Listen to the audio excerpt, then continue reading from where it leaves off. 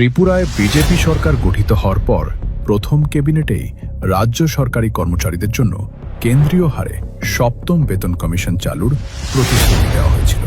Bharatiya Janata party की सरकार बनने के बाद त्रिपुरा के सभी सरकारी मुलाजिम को 7th पे कमीशन लागू कर दिया जाएगा। 7th पे कमीशन लागू कर दिया जाएगा। 18 तारीख को वोट दीजिए, 3 तारीख को सरकार बनाइए, 4 तारीख से सरकारी कर्मचारी को 7वां वेतन आयोग मिले, 7वां वेतन आयोग मिलेगा।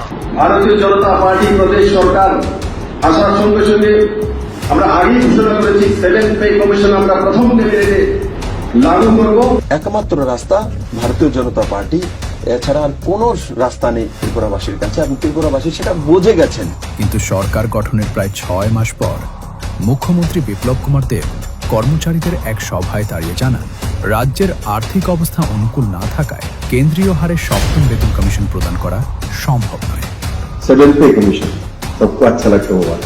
नरेंद्र भाई मोदी और हमारे पार्टी अध्यक्ष अमित भाई शाह त्रिपुरावासी को बोले 7th पे कमीशन देंगे।